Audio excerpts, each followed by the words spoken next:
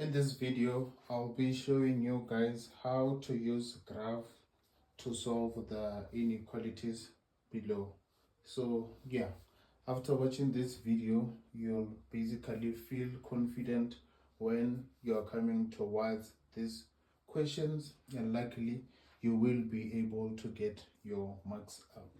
So just like in any topic, you need to understand your core basics. So in order to be able to solve this one, you need to have a core understanding of your absolute values, or what other textbooks might refer to what's your modulus values. So they either call them the absolute values, or they would just call them the modulus values. So don't be confused, those they just mean the same thing. So I've actually done a video where I was just explaining the basics, basically introduction to doing your absolute values. You can also go and check it out. I will leave the link in the description and also in the comment. So if you already have a basic understanding of your absolute values, you know your absolute values are all about measuring your distance, and you know also that your distance can never be negative, it will always be positive. So if we have an absolute, they're asking you what is an absolute value of 3. Basically they're just asking you what is the distance between 0 to 3, then you will know this would be your 3. Then if they ask you something, what is the absolute value of -3, then this will also be 3. So your absolute values will never give you a negative outcome, since they are all about measuring your distance. So yeah, that was just a quick reminder. So now we're going to come to the actual drawing of the graph. So when we come to this part, you need to actually know what is your parent function when it comes to this one. Normally, if you have your absolute value of your x, you would have your parent function which looks like this. As simple as that. That's basically how your graph looks like for your absolute value of your x. You are going to be having a shape that looks like that. So now you have an absolute value of x. So now what if this one changes and they're introducing 1 within the bracket, or any other number like 2 or whatever? Now you're having your absolute value of x plus 2. What is that going to look like? Now you remember this is your parent function. So each and every time we're trying to draw a graph, we always keep at the back of our mind our parent function. Same applies to any other units that you're going to be doing, especially in maths and in calculus overall. If you are able to remember your parent function, that means half of the work is done when it comes to your graphing, because you'll be able to draw all the types of graphs. I'll also leave a link to that will guide you to a video where I was explaining all the different kinds of graphs that you can have, and also how to be able to draw those. So yeah, let's continue. Now we have x plus 2. So if we are having x plus 2 within these brackets, what are we basically having? We're just having a shift within the x-axis. This is your shift within the x-axis. So how is it going to look? You can just try to solve the inside, that you have your x plus 2, you equate it to 0. This will be your x is equals to -2. Then when you're going to draw it, you're going to have something that looks like this. Remember the parent function, you still have something like this, but here you're going to have your -2. Then here your new graph is going to be something like this. So you see that difference between the parent and this one. So now let's just say they tell you that you have your absolute value of x plus 1. How do you go about doing this? This one is your shift within the y-axis. This is your shift within the y-axis. You're going to be having a graph that looks like this, where you're seeing this one, you're going to be having that one here. You can also just write you have your y is equals to 1. Then your parent function is this one. We remember the shape of the parent function is from here. You're just going to be having a graph that looks like that. As simple as that. So now let's just say they are combining these two. How is it going to be like on this one, for instance, they just come and introduce this one.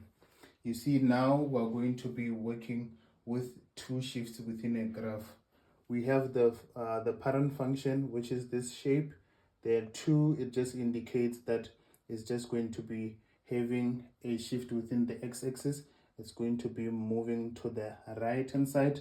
The one, it means now you must come and indicate that line y is equals to 1.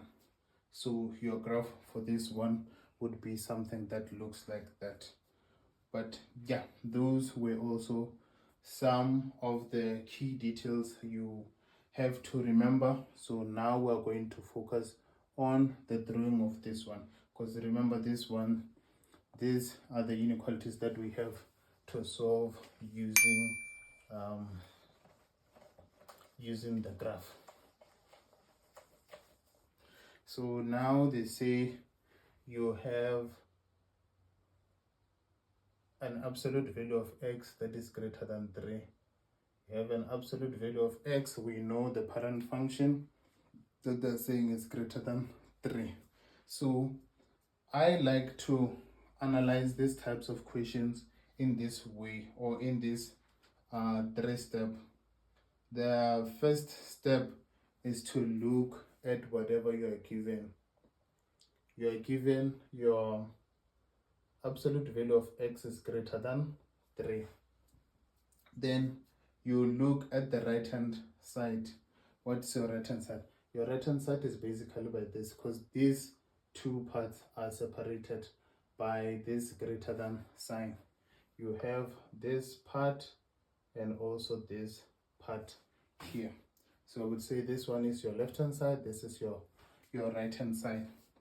And you check which property will apply. What do I mean by the properties? If you can look here, you will see that I've written the properties. We have 3 properties when it comes to this. The first one, it says your absolute value of x is greater than or equals to 0 for all values of x. The second one, your absolute value is equals to 0 if and only if x is equals to 0. The third one, it says your absolute value is equals to a if and only if a is equals to plus or minus a. So I'm sure you can also find those ones within your course slides. So that was just a reminder of the properties that you have to keep in mind. So as I was saying, you look at your right hand side and see, do I have a positive number or a negative number? You can see that 3 is definitely a positive number. Then now, if you have a positive number, it means you're going to be using this last property, which says your absolute value of x is equals to a if and only if x is equals to plus or minus a. So yeah, I just hope we are still together on that one. Then let me just erase this. So this explanation part, we're done with it. Then we still need to remember that we haven't done anything actually about this 3. We're just analyzing. We have to actually come back and draw that 3, or you can just say you have your y as equals to 3. So now comes the part where I said you actually check the property that you have to use. I said you check your right hand side, it's positive. It means now we have to use this last rule. So how do we use this one? We will say we have what? We'll say we have our absolute value. Then we just going to equate this 1 to 3. So we will continue and solve this one, that we're going to have what? We're going to have our x as what? X is equals to plus or minus 3. So this is going to be the restriction that we're having. Remember, I'm using this property here. I just want to emphasize a lot. I'm using the last one, and I will only use this one if your right hand side is positive. So there wasn't any equation or anything used. You just have to remember the property you applied. So it means within this line here, you will have your minus 3. Then this side, you're going to be having your 3. So far, I just hope we're still together. So you have those written out.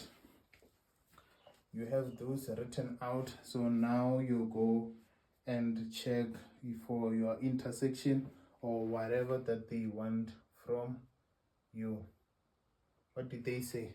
They were asking you, in what region do we have this parent function being greater than this one? So basically you can also just interpret this as 2 graphs. Like you have your parent function as your graph 1, and your y is equals to 3 as your second graph. But now when you are done drawing them, you have to differentiate them by the restriction that you are given and see if there is any. And if there is no intersection, it means you don't have a solution. So we're going to check the region. Let me just extend this. So we're going to check the region where the parent function, this graph, is greater than this graph. You can see if we're checking here, we're having this region here, and also this side, we're having this region here. So how are you going to write that one? So you are going to say you are having all the answers from minus infinity to negative 3. Then this side you can, you say, and this side you're going to be having positive infinity to positive 3 to positive infinity. Then yeah, that's basically how you answer the first one. Or if you want, you can just write it in your, what's that? Oh, because you have to, sometimes they could ask that you have to draw to solve these inequalities in using graphs. You can write it in your set or your interval and so on and so on. So let's go to the second one. This was the first one. Since I don't have enough space, let me just erase this one. So the second one, they're saying you have your parent function being greater than minus 5. What's your parent function looking like? Your parent function is like this. And what's the second graph looking like? The second graph, it's where you're going to be having that y is equals to minus 5. So I'm just checking here also on the center, do I have am I writing the correct things? Then yeah, you still use the same principle that we used. We will check the right hand side of the inequality that you are given and check if it's negative or positive. Then for this one, you can see that it is negative. It is negative, but what does our rule of our absolute value says? It says our absolute values, they are always measuring your distance, and distance can never be negative. So it means now your absolute value should be greater than or equals to 0. You see, so if it's like that, it should be greater than or equals to 0 for all values of x. For all values of x. You see, so it basically means x is the element of all the real number line for this one. So that's the solution, and you can also see it within the property itself that we are going to be using, the property 1. But how do we interpret this now? We're going to check that, okay, the parent function at this one, then we have the second function, which is your y is equals to minus 5. We check for a region or intersection where our parent function is greater than minus 5. The parent function will be greater than minus 5 in which region? The best way to do it also is to be shading. You can see that it's definitely going to be in that region. So not going below that y is equals to line, we're only going to be shading anything above that, and we don't come to this bottom part.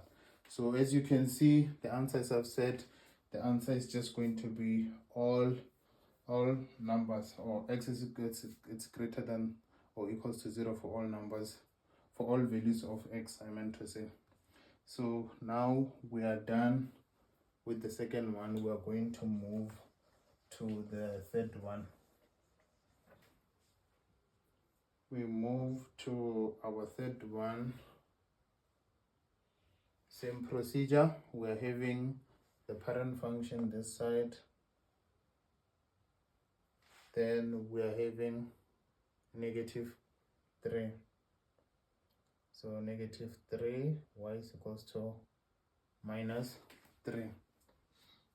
It's almost the same as that one, but now you have to be careful because they're saying at what region is our parent function less than minus 3. But what did we say? We said our parent function will always be greater than or equals to 0, or an absolute value of x. You see, so there is definitely no way that this one could be less than the second graph, which is your y is equals to minus 3.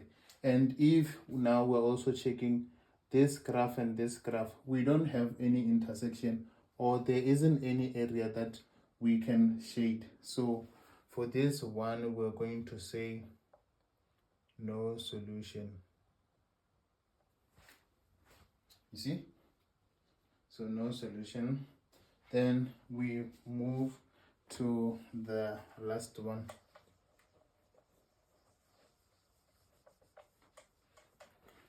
The last one, it says we are having your x minus 1, it's less than or equals to 2.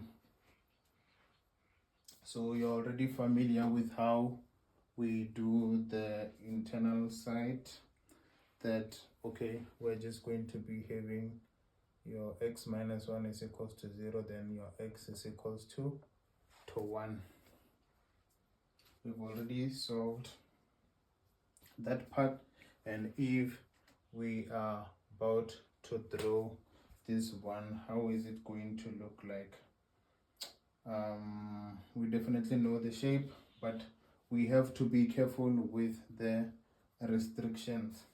So we have to solve that one quickly using the help of our property. If we're checking at the properties, remember I said if you look at your right hand side and you see that number, it's positive, which rule are you going to use? You're going to use the last rule. See, so we're going to use the last rule. So with the last rule, basically we're going to be taking this function, we equate it to positive and negative. So basically we're going to have x minus 1 is equals to 2, or x minus 1 is equals to minus 2. Then you're going to have x is equals to 3, or x is equals to minus 1. You see? So minus 1, you know that it's going to be here. Then the 3 is going to be coming this side. Remember here, this 2 is that second graph that you're going to be having. Your y is equals to 2. Then this 1 that we had here, remember it was coming from the internal side. That was just telling us our x shift or our horizontal shift. So it means that 1 is going to be somewhere along here. Just gonna draw a dot like this, then do, yeah, let me do it like this, and also like that. So we're going to be having something that looks like this, also like that.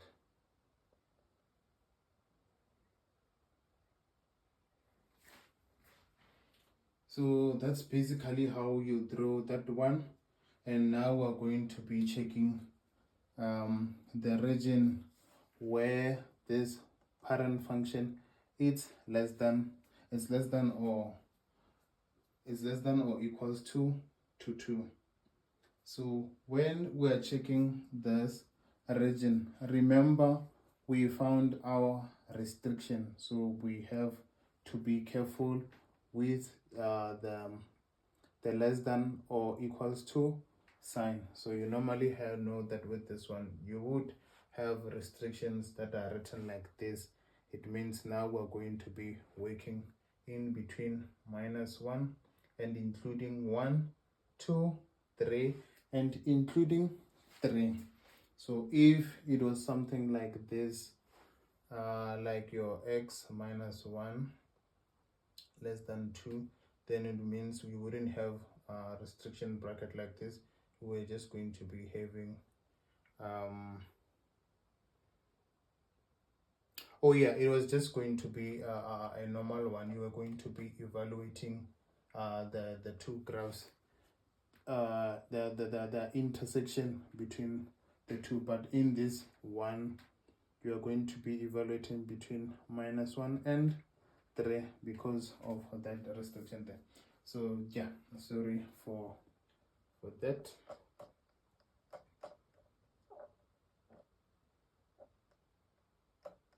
Just do it like this too. Then we check that, okay, the region where this would be less, it's definitely this one. So your answer, I think I've already written it. It will definitely be between -1 and 3.